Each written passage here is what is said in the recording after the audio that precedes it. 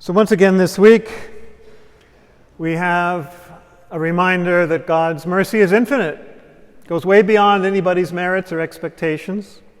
We even have the same image of the vineyard coming up in the gospel today. So the first reading from Ezekiel reminds us, well, first of all, in no uncertain terms, my ways are not your ways, your way, my thoughts, your thoughts. We had that in the reading last week from Isaiah. This time, it's the Lord saying to Ezekiel, so you're saying my ways aren't fair? Are my ways unfair, or are your ways unfair? God is saying to us. And of course, our ways are always unfair. We're very calculating and ego-centered. We want everybody to get exactly what they deserve, and if they don't deserve much, we make sure they get that or even less. So that's not God's way. As we're trying to learn, as he's continually trying to tell us. So that's what he's saying today through Ezekiel. Is it my ways that are unfair, with all my mercy, or is it just your ways that are unfair? Get with it. And it's a reminder, again, in the gospel today, the same kind of thing. It's the tax collectors and the sinners and the prostitutes and those who are cast out and the Samaritans and the lepers and all those unworthy people who are going into the kingdom of God first. The ones who say, oh, I'm going to your vineyard, Lord. All those, the Pharisees and all those who are professional religious people who are, say they're following God. And in the end, they just become venal and calculating and arrogant and judgmental. Look around, maybe in your own heart, I don't know, but certainly around where the religious people today are often like that. And they're not going into the kingdom, is what Jesus is saying. They say they are, but they don't have a clue what it really is or what it really looks like. Whereas those, who seem to be saying no, Jesus is saying, they say no, they seem to be saying no to the Lord, but in fact, they actually do enter the kingdom. Why? Because they understand mercy. They understand God's infinite love and mercy. They know they don't deserve it. The other people think they deserve it, and that's their problem. Like the Pharisee who stands there, I know I fast twice a week, I'm not like this other guy. And the publican who's saying, just Lord, I'm a sinner, give me your mercy. So as soon as you feel like you merit it, and then therefore you look down on everybody else, you're way, way off base. So there's no distinction among us. We're all recipients of God's mercy. We all seem to be saying no at first, but in the end, if we do understand God's mercy, that's how we enter. And St. Paul's reading in the second reading today is so magnificent. It really reminds us that it shows us how all this is really rooted in God, in God's own action, in God's own attitude. We read this every Good Friday. I don't know how well it's penetrated, but we read it every Good Friday with good reason, that we have the hymn of Christ Jesus, who was always in the form of God. And let me say this first. Often enough, or too often, I should say, we hear today about those who criticize Christianity because they said, oh, this thing about Jesus being God, Constantine made it up, and the Council of Nicaea made it up to divinize Christ for the name of empire in the 4th century. All that is sheer nonsense. You can look right at this reading today for proof against that. This is a generation, maybe in the 50s, not the 1950s, the 50s, right a generation after Jesus, Paul is writing this, and he seems to be quoting an earlier hymn. So this was right in the generation that followed Jesus' ascension, and they're basically saying, Christ Jesus, who was in the form of God. There it is already. They had this enormous sense that in Jesus, the wisdom of God, the Word of God, God himself was present with them in person. And it took, centuries, yes, to figure out, and I'm not sure we have the best formulation even yet, but to figure out the formulation of Jesus, of God and man, two natures in one person, etc. But the point is, this is God who's present among us. Whatever he says and does and says is God's action. It reveals God's nature. It reveals who God really is. So he did not regard equality with God as something to be grasped. The word in Greek is harpagmon, which means booty, something you snatch, something you rob, something you hold on to, And you might say, if someone were God, he'd want to hold on to that, right? Wow, I'm God. But that wouldn't be God, though, because that's not who God is. God reveals God's self by he emptied himself.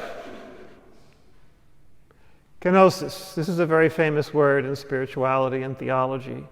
It comes from this passage here. Kenosis, he emptied himself. He made himself empty. He poured himself out. That's God. That's who God is, and that's how God acts. He empties himself, pours himself out. The Song of Songs speaks about an oil fragrance poured out, and that's a good image for it. God is pouring out he's anointing the universe with his own self. He's pouring himself out. In creation already, God is fully present at the service of the whole universe from the Big Bang onward, constantly pouring God's self out to energize and inspire and move forward the whole universe over the millennia, over the galaxies. And then, in Christ, he reveals himself in human form by emptying himself, becoming human, pouring himself out to be not only present and at the service of creation, but present as the creation, as one of us, right there with us. He emptied himself, taking the form of a slave, and that's what we that's what we are. Coming in human likeness and found in human in appearance. They're looking for vocabulary here. It's kind of poetic and inexact. Appearing human in the human form. He humbled himself even further. He poured himself out even more because he became not only in the form of a slave in human form, but as a nobody socially and as a criminal in the end, put to death by the political authorities and the religious authorities, becoming obedient to the point of death, even death on a cross. So all that injustice and inhumanity and cruelty and suffering, he took on himself, poured himself out to the extent that he went down to the deepest depths possible in a human situation. Death, and such a death, even death on a cross, and that he took up in himself again. Because of this, God greatly exalted him and bestowed on him the name which is above every name, which is not the name Jesus, but Lord. But wait, there's not a separation here where we say, okay, you humbled himself, now you're going to get all the glory as a reward. No. That's not how it works. It's the emptying which is the glory. That's part of the theology of John's gospel, if you look closely. The glory is already the pouring out, the crucifixion. The pouring out is the glory because that's God's own nature and God's own action and God's own being, pouring God's self out. So, yes, the ascension was the certification of that on the part of God, if you will. But the attitude didn't change. God was pouring God's self out in Christ in the resurrection and ascension, and God in Christ is pouring himself out on us even now, raising us up and causing us to share his heavenly life. So that's the name above every name. That's Lord. And the Lordship of Christ is manifested as being a perfect reflection and instantiation of God's presence in the world, which is kenosis, pouring God's self out. That kind of does a number on our understanding of God or authority or majesty or glory or anything like that. So when we finally get that, we can do what Paul says in the beginning of this beautiful chapter to the Philippians. Have this mind in you, the same attitude that is in Christ Jesus. That's all. Just share in Christ's kenosis. If you are made in the image of God, and Christ is the perfect image of God, then therefore if you want to fulfill your destiny from all eternity, be like Christ. Have the same attitude in you as he did. As he had the same attitude in himself as God does. Kenosis, pouring himself out. So that's why Paul can say without any, this is not a big deal, this is not a lot of effort, this is just being you. Do nothing out of selfishness or vainglory, rather humbly regard others as more important than yourselves, as Christ obviously, as God does. I just read very recently a cute little formulation, humility is not thinking less of yourself, it's thinking of yourself less. That's pretty good. Because why would you think of yourself when pouring out yourself out as who you are in God and who God really is?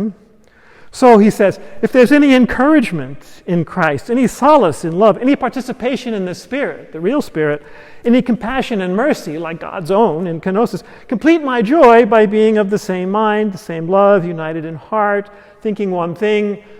We're never going to have the same idea about everything and anything, but the one mind, the one thing is kenosis.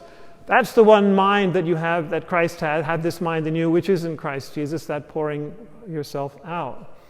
And pouring yourself out means limitless and unconditional love and mercy. And there we are again. That's who God is, and that's who we're called to be. No restrictions, no conditions, no limitations, no merit. Just pure reception of God's mercy and pure radiating and pouring out of God's mercy to others as we've received it ourselves. That's the attitude we should have that is in Christ Jesus. That's in God. So the next time somebody asks, okay, who's God? Who's this God you believe in? Just say, pure pouring out.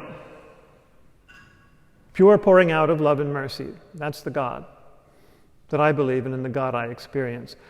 And the God of Christ Jesus, who is the pure reflection of God in the world.